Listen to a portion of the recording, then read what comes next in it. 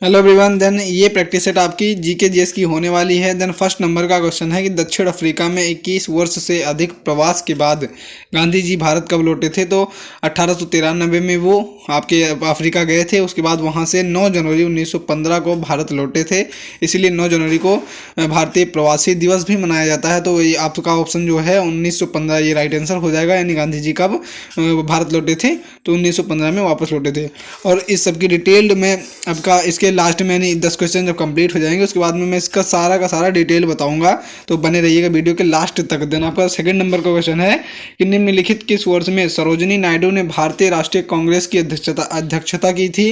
तो सरोजिनी नायडू ने भारतीय राष्ट्रीय कांग्रेस की अध्यक्षता कब की थी, किस सन में की थी। तो 1925 में जो है सरोजिनी नायडू ने भारतीय राष्ट्रीय कांग्रेस की अध्यक्षता की थी। देन आपका थर्ड नंबर का क्वेश्चन है कि निम्न वार्षिक सांस्कृतिक उत्सवों में से मध्य प्रदेश में कौन सा उत्सव नहीं मनाया जाता है। तो मारवाड़ उत्सव जो है वो मध्य प्रदेश में नहीं मनाया जाता, जबकि बी और सी और डी जो हैं वो आपके मध्य प्रदेश में मनाए जाते हैं। जबकि मारवाड़ उत्सव कहाँ का है आपका, तो राजस्थान का उत्सव ये है, वहाँ पे मनाया जाता है। देन आपका चौथा नंबर का क्वेश्चन है कि चौथे नंबर के यहाँ पे कालिदास सम्मान, उस्ताद अलाउद्दीन उत्सव, तानसेन संगीत उत्सव ये आपका सारा कहाँ का है, मध्य प्रदेश का है, जबकि मारवाड़ जो है राजस्थान का है। देन चौथे नंबर का क्वेश्चन है कौन सा भारतीय राज्य अपने उत्तर पश्चिम और दक्षिण में बांग्लादेश से घिरा हुआ है। तो वो कौन सा राज्य हो जाएगा, तो त्रिपुरा आपका राज्य हो जाएगा जो आपके उत्तर पश्चिम और दक्षिण में बांग्लादेश से घिरा हुआ है। देन आपका पांचवें नंबर का क्वेश्चन है कि निम्नलिखित में से कौन सा एक कोशिकीय नहीं है। तो इनमें से कौन सा एक कोशिकीय नहीं है। तो स्पाइरो गायरा जो है वो एक कोशिकीय नहीं है, जबकि प्लाज्मोडियम, अमीबा, पैरामीशियम ये सारे के सारे एक कोशिकीय जीव होते हैं। देन आपका छठे नंबर का क्वेश्चन है कि भारत का सबसे ऊंचा नदी बांध आपका कौन सा है। तो टिहरी बांध जो है, टिहरी बांध है वो सबसे भारत का सबसे ऊंचा बांध है। और ये किस नदी पे बना हुआ है, तो इसकी डिटेल मैं अभी बाद में बात डिस्कस करूंगा, वहाँ पे सारी डिस्कस कर लेंगे कहाँ कैसा है, कितना ऊंचा है, सब बता दूंगा मैं। उसके बाद आपका सातवें नंबर का क्वेश्चन है कि निम्नलिखित में से कौन 1679 में निर्मित प्रसिद्ध ताजमहल की प्रतिकृति है। तो बीबी का मकबरा जो है 1679 में निर्मित प्रसिद्ध ताजमहल की आपकी प्रतिकृति कौन सी है, तो बीबी का मकबरा।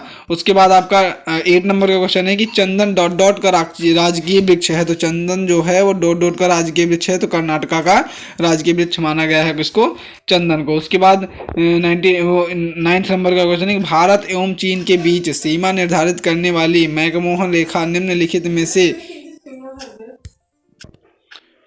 में से किस प्रदेश की उत्तर सीमा पर खींची गई है। तो वो हो जाएगा अरुणाचल प्रदेश की आपकी उत्तर सीमा पर खींची गई है। देन आपका 10th नंबर का क्वेश्चन है कि किस देश में अंतर सरकारी संगठन the International Bureau of Weights and Measures का मुख्यालय है। तो यहाँ पे आपको याद रखना है the International Bureau of Weights and Measures का मुख्यालय आपका कहाँ पर स्थित है, तो फ्रांस में स्थित है। और जितने संगठन हैं मुख्य करके प्रमुख संगठन जो है मैंने उसकी एक डिटेल्ड वीडियो बनाई है और उसमें डिटेल में बताया है, वो वीडियो आप जाकर प्ले लिस्ट में वॉच कर सकते हैं। देन अब ये 10th नंबर कंप्लीट हो गया। अब हम चलते हैं डिस्कशन पे, एक्सप्लेनेशन पे, यानी जो 10 क्वेश्चंस थे उनके एक्सप्लेनेशन को हम देखेंगे। अब यहाँ पे आ गया जो आपका महात्मा गांधी अफ्रीका गए थे। तो अप्रैल 1893 में महात्मा गांधी जो सिर्फ 23 वर्ष के थे, एक व्यापारी दादा अब्दुल्ला के कानूनी सलाहकार के रूप में सेवा करने के लिए दक्षिण अफ्रीका चले गए थे। तो उनकी सेवा करने के लिए ये 23 वर्ष के जब थे तो 1893 में महात्मा गांधी जी अफ्रीका चले गए थे। उसके बाद 1894 में उन्होंने नेटाल भारतीय कांग्रेस के गठन में महत्वपूर्ण भूमिका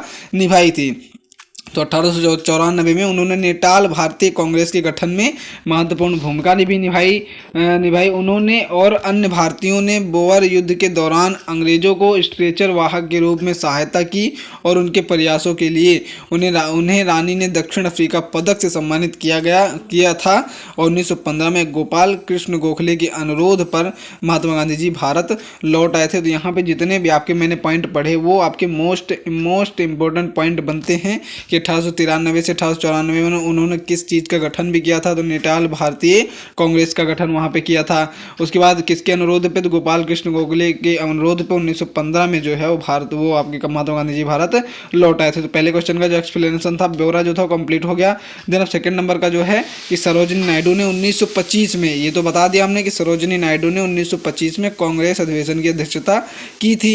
अब कांग्रेस अधिवेशन 1935 का, 1945 का, उसके बाद 1915 का। था। दिन यहाँ पे कांग्रेस अधिवेशन 1935 में क्या हुआ था, तो 48वां अधिवेशन हुआ था जो कि बम्बई में हुआ था, और डॉक्टर राजेंद्र प्रसाद अध्यक्ष इस अधिवेशन के अध्यक्ष हुए थे उस टाइम पे 1935 में।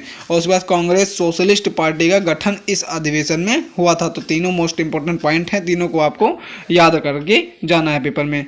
देन यहाँ पे कांग्रेस अधिवेशन 1945 का था। कांग्रेस अधिवेशन जो 1945 को हुआ था, तो 53वां अधिवेशन रामगढ़ में संपन्न हुआ था, यानी उसमें 48वां हुआ था 1935 में, इसमें 53वां अधिवेशन हुआ था, रामगढ़ में संपन्न हुआ था, और मौलाना अबुल कलाम आज़ाद जो थे इसके अध्यक्ष बने थे। और ये भी याद रखना है कि इसका 1945 में इसका 53वां अधिवेशन जो रामगढ़ में हुआ था, इसके अध्यक्ष आपके मोस्ट इंपॉर्टेंट है, ये पूछा जाता है, मौलाना अबुल कलाम इसके अध्यक्ष थे। किस अधिवेशन के? कांग्रेस अधिवेशन 1945 के। और उसके बाद व्यक्तिगत सत्याग्रह का प्रस्ताव पास हुआ था यानी इस अधिवेशन में जो है व्यक्तिगत सत्याग्रह का प्रस्ताव भी पारित हुआ था। उसके बाद कांग्रेस अधिवेशन 1915 का, तो इसमें जो है 31वां अधिवेशन हुआ था जो कि बम्बई में हुआ था, और सत्येंद्र प्रसन्न सिन्हा इस अधिवेशन के अध्यक्ष हुए थे। उसके बाद आते हैं थर्ड नंबर के क्वेश्चन पे कि मारवाड़ उत्सव जो है राजस्थान के जोधपुर का सबसे लोकप्रिय उत्सव है, और जिसे राजस्थान के नायकों की याद में प्रत्येक साल आयोजित किया जाता है।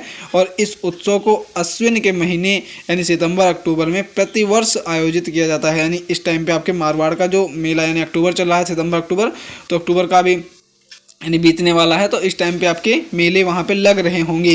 तो मारवाड़ उत्सव आपका राजस्थान का है, और जो उस ऑप्शन में और तीनों थे वो आपके मध्य प्रदेश से बिलोंग करते हैं। उसके बाद यहाँ पे है अगला पॉइंट है जो त्रिपुरा जो है पूर्वोत्तर भारत में एक राज्य है, या बांग्लादेश, मिजोरम और असम के साथ सीमा साझा करता है।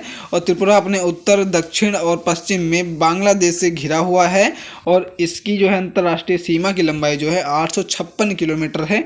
तो त्रिपुरा के बारे में कुछ इंपॉर्टेंट पॉइंट आपको नोट करके रखना है। उसके बाद आपका मिजोरम जो है वो उत्तर पूर्व भारत में एक भूमि से घिरा राज्य है, जिसका दक्षिणी भाग जो है वो म्यांमार और बांग्लादेश के साथ 722 किलोमीटर लंबी अंतर्राष्ट्रीय सीमा साझा करता है, और उत्तरी भाग मणिपुर, असम और त्रिपुरा के साथ घरेलू सीमा भी साझा करता है। उसके बाद असम की बारी। ये असम राज्य के क्या क्या उसके मोस्ट वो इम्पोर्टेंट पॉइंट हैं परीक्षा की दृष्टि से।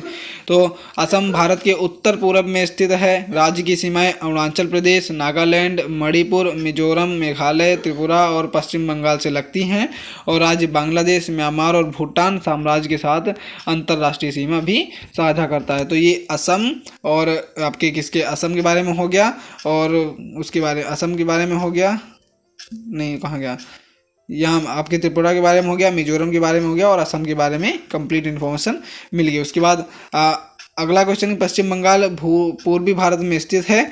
अब इसके पश्चिम बंगाल इन 4 राज्य के बारे में डिटेल में बता दे रहा हूँ। तो पश्चिम बंगाल पूर्वी भारत में स्थित है, और झारखंड, बिहार, उड़ीसा, सिक्किम और असम के साथ अपनी सीमाएं साझा करता है। राज्य बांग्लादेश, भूटान और नेपाल के साथ अंतर्राष्ट्रीय सीमाएं भी साझा करता है। बंगाल की खाड़ी पश्चिम बंगाल के दक्षिण में है। तो यहाँ पे आपका ये क्वेश्चन कंप्लीट होता है। देन आपका अगले नंबर के क्वेश्चन है, उसका एक्सप्लेनेशन है कि स्पाइरोगाइरा एक शैवाल है, इसमें क्लोरोफिल पाया जाता है। दुनिया में इस पौधे की 400 से अधिक प्रजातियां हैं। तो ये एक कोश के जीव नहीं माना जाता है, तो इसकी 400 अधिक की प्रजातियां हैं। और प्लाज्मोडियम मलेरिया एक प्रकार का प्रोटोजोआ है जो बेनाइन मलेरिया के लिए जिम्मेदार होता है।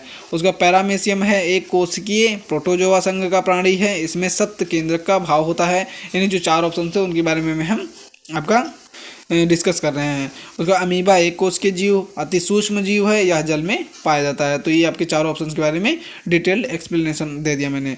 उसके बाद आपका टिहरी बांध था। तो भारत का सबसे ऊंचा बांध जो है टिहरी बांध है। तो टिहरी बांध उत्तराखंड राज्य के टिहरी जिले में स्थित है। तो कहाँ पर स्थित है? उत्तराखंड में। एक क्वेश्चन यहाँ से बन गया।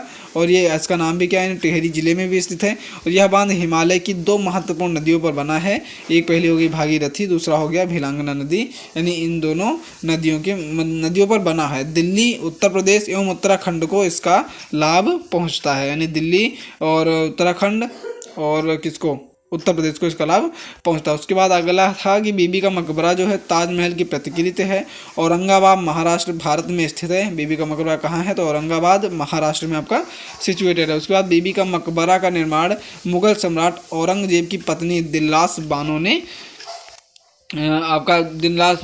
औरंगजेब ने है अपनी पत्नी दिलरास बानो की याद में जो है 1651 से 1661 ईस्वी के बीच प्रिंस आजम शाह ने अपनी मां के सम्मान में करवाया था और इसका उल्लेख मुख्य प्रवेश द्वार पर स्थित एक शिलालेख पर मिलता है। तो कहाँ पर स्थित है आपका? औरंगाबाद महाराष्ट्र में। और औरंगजेब ने इसे बनवाया था अपनी पत्नी दिलरास बानो की याद में।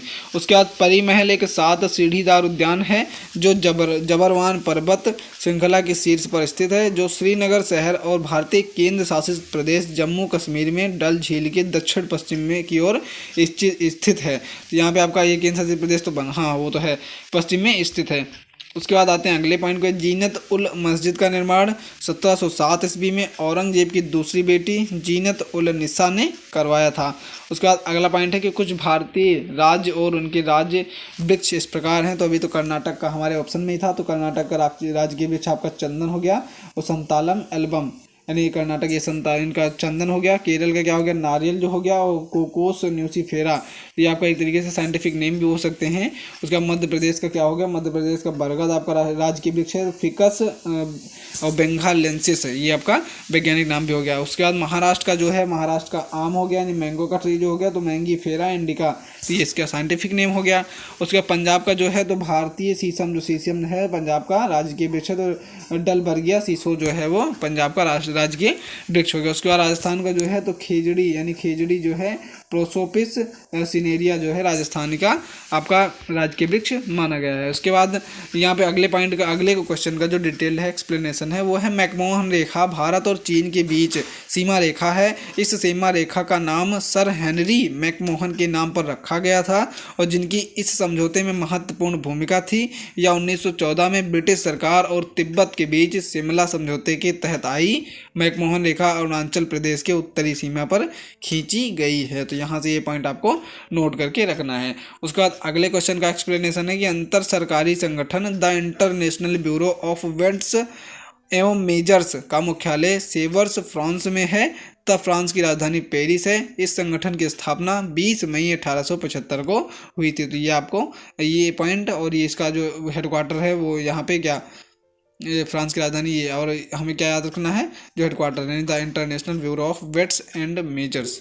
उसके बाद अब यहाँ पे कंप्लीट, यानी आपका जो ये है कंप्लीट क्वेश्चन हो गया।